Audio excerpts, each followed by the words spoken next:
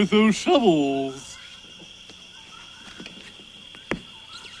Oh, sorry. I didn't mean to forget about your invisible friend, Pinniped. Where are you three going with those shovels? We're hiking far into the Wonderland Mountains to dig purple potatoes, so we can make a big batch of purple potato pancakes for everyone.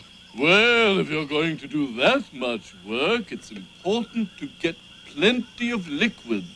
Care for some mineral water? Oh, no thank you. I've been drinking from Pinniped's canteen.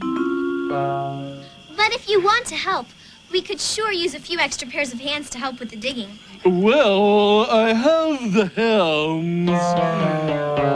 But I promised a friend I'd meet him for a round of golf. Why don't you ask the Hatter, Hare, or the Tweedles to help you? We tried, but they didn't seem too interested once they found out how much hard work was involved. I see. Well, I have a story you may find interesting. Once there was a spoiled prince who loved shoes. In fact, he got a brand new pair every single day. But when the king grew tired of daily trips to the shoe store, he told the prince he would buy no new shoes until the old ones wore out. I'd rather go barefoot than wear day-old shoes, the prince said archly. But the pampered prince's tender tootsies were soon sore. So he marched into a shoemaker's shop and demanded service. I'm busy, said the shoemaker. Prince or no prince, you'll have to wait. But the prince didn't want to wait. He found a spare bench in the shop and made himself a pair of shoes. To the prince's surprise, they turned out rather well. Back home, the prince asked his father why he was so happy with these simple shoes when he had been unhappy with the fanciest footwear money could buy. Because, the king replied, when you do something for yourself, it means more to you than all the freebies in the world. The prince felt like a heel for acting so spoiled before and vowed to change his ways. So he gave away all his expensive shoes and opened a chain of do-it-yourself shoemaking shops. He was quite successful and lived happily ever after.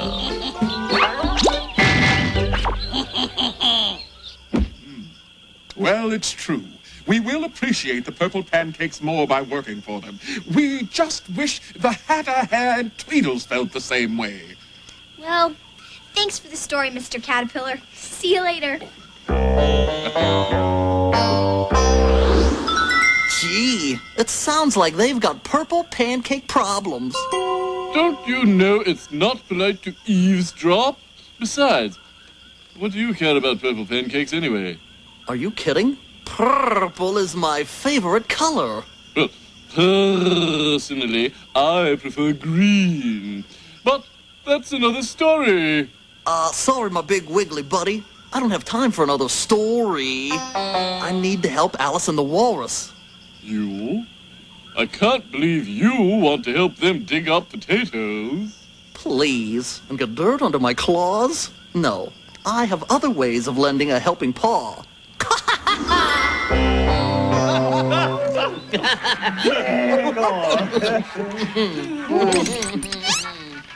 More cheese puffs? Oh, no, thanks. I'm saving room for those purple potato pancakes. I can taste them now. Really? My chips are just barbecue flavor. Gee, if I didn't know better, I'd say the four of you were trying to get out of helping with the pancakes. Come on, we've helped a lot already. That's right. As soon as Alice and Walrus left, we colored in the places on the chart to show what they were doing.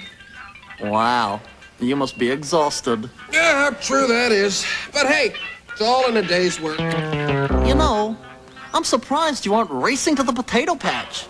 Of course, not everyone cares about buried treasure. Did you say buried treasure? Yes, of course, I don't know if it's true, but they say there's buried treasure in the potato patch. Well, have a relaxing afternoon. So, now we see why Alice was so quick to volunteer to dig the potatoes. Wow. The potatoes may be purple, but the ground therein is gold. There may be a bonanza of gold bullion just waiting to be found. Or a billion bags of big gold doubloons buried beneath the ground. I may be dumb, but Dee will agree we're wasting precious time waiting around. Grab the shovels, it's time for us to go. Before you know it, we'll be rolling in dough. There's gold in the ground. Never can get enough of glittery yellow stuff. Gold in the ground. Better keep it hush hush, or there's gonna be a gold rush.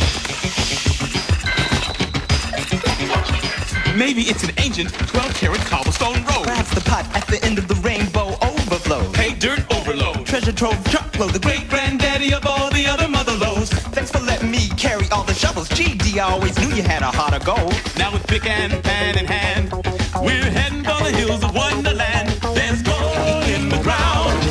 Brother, get ready to live a life of luxury. Gold in the ground. Better keep it hush hush, or there's gonna be a gold rush.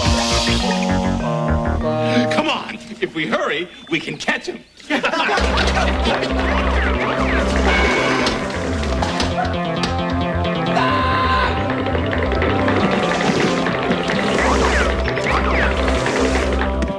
down, you guys. We'll be happy to do the digging. Well, we appreciate your offer, But we thought You thought we didn't want to help?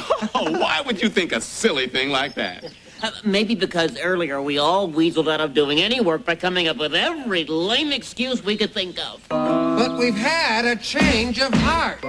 We realized that we can't stand by and let a little girl do a hatter's job. Or a Tweedles. Now stand back. We are professionals, but this could get a little messy.